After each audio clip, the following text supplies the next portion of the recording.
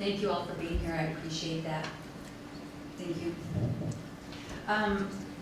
Next, before we go on to public comment, I noticed Senator Linda Lopez was in the audience somewhere, and I was hoping, oh, there you are, Senator. Would you care to come up and say a few words, Senator?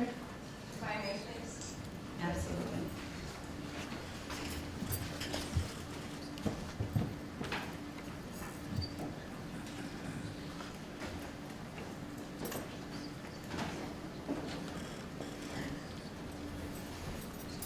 Thank you very much. I had to leave my boss sitting there with connected, as we say.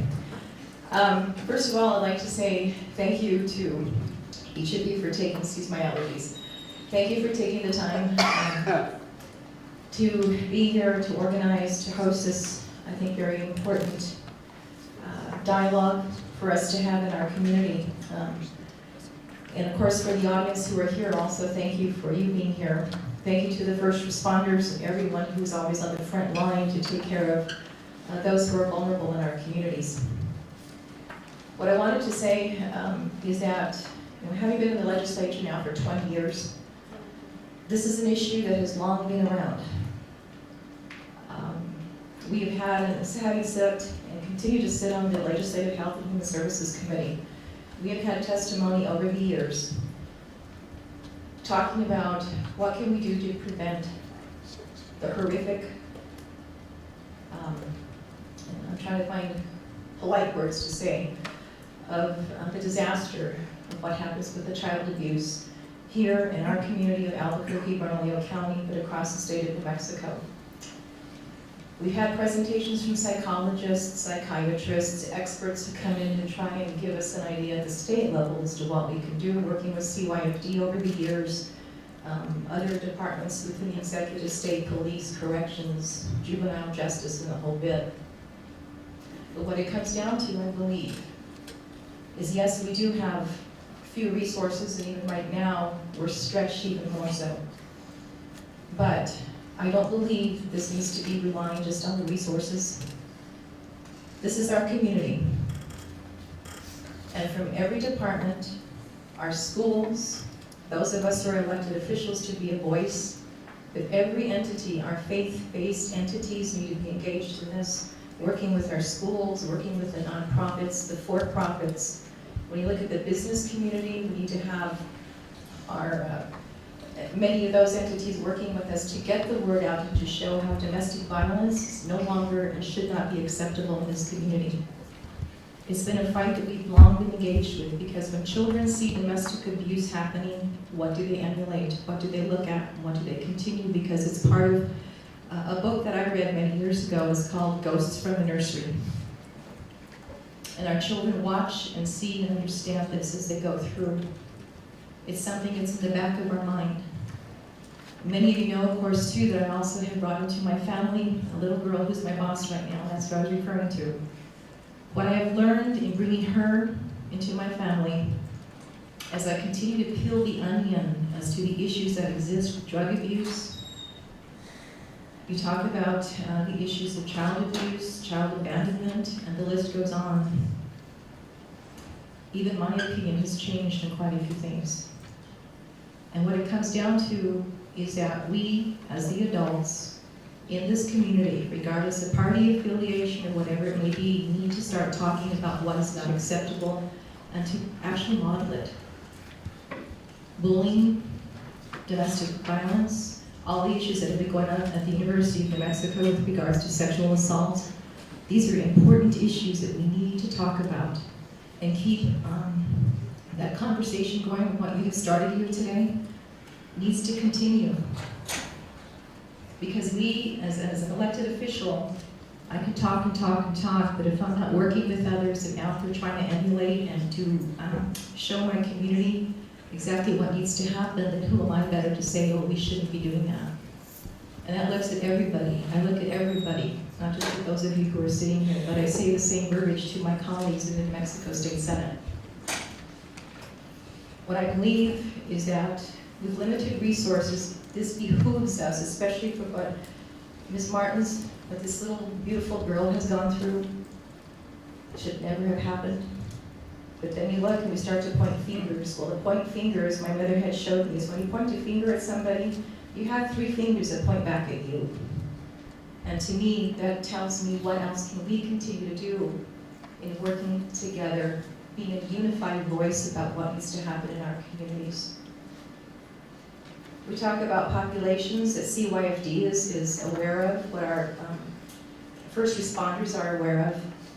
We also have grandparents raising grandchildren out in our communities. They too have no help. Not just the ones who are placed in CYFD foster care, but those who are given to families, such as the one that I have in my family. Once they're placed with you, the case is closed. How many children out there that the case has been closed, even with allegations of abuse? And now what happens to them? Where are they? There's still many undercurrents that exist in the state of New Mexico that we still don't know about. They show up at our public schools and we expect them to be ready to learn. But even in my own South Valley, there are some schools where you can talk to kindergarten teachers, where when the child comes to school, that's the only safe place they have. Because when they go back home, they have to deal with all the crap. So if we have those issues, then what are we as adults doing to say no more? To me, this has sparked an emotion for me, very, very much so, but I know for many of us in our community and in the state. But I believe that this is something that we have to own and say our children are our business. And it belongs, and they belong, and we belong in this community. And we have to stop it because it's communication, it's working together, it's somebody seeing and standing up and asking and knocking on your neighbor's door and saying, can I help you with something? Because I would bet even in the affluent communities in our state, in our city and in the state of New Mexico, there are issues that exist behind closed doors. Our children are our business. Because if we don't take care of that, then we're going to have many, many more incidents like this. And not just in our state, but in this country. And I will remind the public that if you go back to 2014, there was a series of horrendous issues, killings, maiming and such of many of our children in the state. And we only continue to get worse. But this has to stop. And to me, what we are starting here today is an opportunity. Let's work together. Let's do this. I'm willing. I've signed up and I'll continue to sign up. And I know that there are many of us in this audience who are willing to do so. It is called communication and bringing our hearts together. I just wanted to say those. I appreciate the opportunity to say these words. But for me, it comes with heartfelt love because I believe that all of our children should be in a safe place. And their families who have the issues existing, we need to have behavioral health services. We need to have some of the other supports that our families used to have many years ago, which we don't have anymore. And how do we take care of that? It's left up. We can't point fingers. And that's what my job, I feel, also at the state level is to do. Thank you.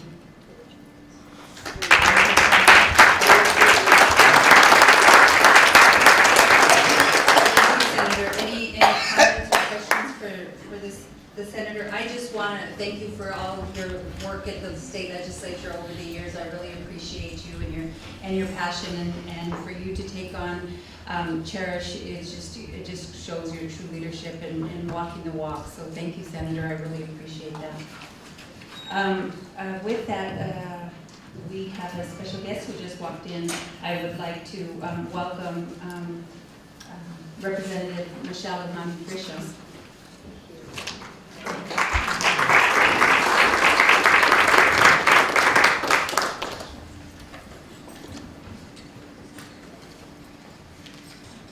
It's very nice of you to recognize me as I came in. I just flew in from Nevada, talking with retirees about a variety of federal issues, and I really appreciate that you gave me the opportunity to be here tonight to thank you for city-county leadership, both County Commissioner Debbie O'Malley and Councilor Peña. It's really important to bring your colleagues together, I think, and have folks share their feelings about these horrific tragedies, but also to put in perspective that the right response today is to have an action in place that creates the kind of environment where all of our families and our children are safe and productive. And I spend, and we talk about this all the time, more moments than I really care to talk about on the floor of the House and the House chambers before we start not just one session a day, but often 2 sessions a day. We do a moment of silence, and a delegation is at the front of the chambers, and bipartisan, they ask for people's moments of silence and prayers so that we can give our own personal quiet condolences and offer the body's sympathies for all the gun violence and tragic, unnecessary violence in this country. In response to that, I talk all the time about the constitutional right for each of us to feel safe in our own homes and communities. And after the tragedy this week, and then related 2 more deaths of children, my 31-year-old daughter, and I mentioned this to the mayor at the birthday party and vigil, my 31-year-old daughter, who's been married 4 years, who left New Mexico like so many young people did because she couldn't find work here. She's an engineer. And she left to Ohio, and she made her way to Arizona, and she made her way back here because she wants to be here. And she held her baby really close, called me up and said, "I'm moving because I can't be in a state or a community that I don't think is working to address these problems. And if I don't feel that my child is safe, then I can't live here." Well, that shook me to my core in a whole different way. And so I just want to remind us about what's at stake. We're 49th in child well-being. We are 49th in food insecurity. We're 46th in teen pregnancy. I could do a whole bunch more. I think we're 49th in children living in persistent poverty. We are 46th or 45th or 47th. I can look at my notes, but I think I'm making the point that we, single heads of household, and women, and of these single heads of household, these women are often the victims, as Senator Lopez was talking about, of domestic violence. So we cannot allow the perpetuation in our state, our cities, and our communities and neighborhoods where our children aren't safe and our families aren't safe and there's no hope for moving out. So I'm really here to tell you that my job is to listen. I'll have staff here all night. We will stay. I'll stay as long as I can. We will leverage every idea, every opportunity for a federal grant to get here, to leverage the county's money for behavioral health, to really work on maybe a new, renewed partnership between law enforcement and schools. I mean, we've got a 29% turnover rate in the social workers at CYFD and at Agent for Adult Protective Services. The eyes and ears of the folks who help us create an environment where we know who's really at risk and how we might touch those families immediately, they're gone. And so without you tonight stepping up and determining that there must be more that we can do, that if this isn't the right call to action, my God, nothing is, because we've been 49th for more than just now in child well-being. Not new. I sit on the Agriculture Committee, and every single time I have a hearing, I get to start the hearing with, we're one of the hungriest states in the nation. In the wealthiest country in the world, I represent a district and a state where I know every single night children, poor people, disabled adults, and seniors go to bed hungry. I know every single night that we have another person who's fallen victim to homelessness. I know every single day that somebody in this community has been affected by local crime and violence. On the way over, I was sharing with Liz Ham, who works with me now, no stranger to county work and public service. You know, I think I've had 4 property crimes, and my fiance just had another huge property crime this morning. I mentioned to the mayor that there's a statistic that he's looking at that says that we're the 5th most dangerous city in the United States. That's right. And I think the issue is not what statistic says what, but the reality is that there's a climate here where we have a responsibility to do better. So here's another idea. In addition to leveraging federal grants, you've got that. This community has me. That's my job. You give me the ideas, we will do everything in our power to leverage every dollar, every idea. Everyone. Two. If there's gonna be a task force, let's make this a task force really clear about action items and timelines to make a difference. And let's make sure that we're including real experts. And as grateful as I am to be an elected official, I'm not a child welfare expert. So we need folks who really understand this. And three, when I was at the Department of Health, and then I will sit down. When I was at the Department of Health, there was an incredible doctor. His name is Ron Voorhees. I think he's an infectious doc by training and by much of his career, but he has an incredible public health experience and expertise in our state, and he left for a while too. And he's back. He's at the Department of Health. And in about 2005, he gave me an idea. It's a very simple idea when you look at it, but will take some real leadership to put it together. We called this concept Kids First. It's really looking at the epidemiology of how we treat crisis. And we treat it in the moment that it's the problem, right? And even when we had more engagement in terms of programs and funds for at-risk families by looking at their socioeconomic status, and we did, infant mental health, and we did lots of home visiting, and I can show you, and so can every other public health person in the state, the incredible outcomes of that. But the problem is that we touch a family during that birth, and those 1 or 2 months, and then we walk away. And then we're back when there's the first domestic violence incident and arrest. And then we walk away. And then we're back for the first drug abuse incident. And then we walk away. And then we're back for the first truancy incident. And then we walk away. And then we're back in for juvenile justice touches for this very same family. Generation after generation after generation.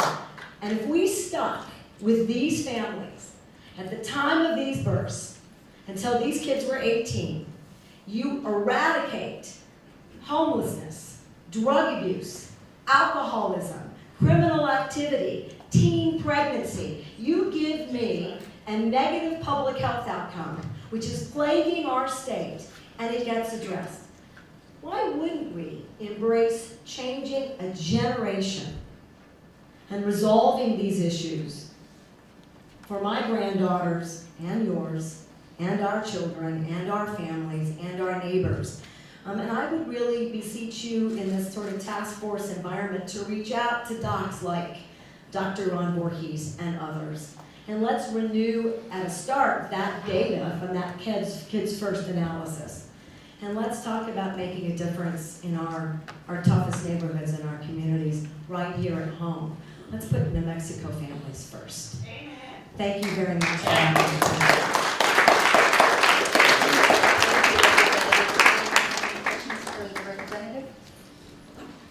I just want to thank you for being here and taking time out of your busy schedule to be here. I really appreciate it. I've always admired your tenacity, and I know that social issues are close to your heart. From the communities we come from, we have a long history here in New Mexico, and our families are large enough to know that we know someone, and I'm sure, I shouldn't make assumptions, but I'm sure everyone here has had somebody who has had behavioral health issues or substance abuse issues, and I think it's time that we come together as a community to make change, so thank you. So thank you guys for having this meeting. Thank you.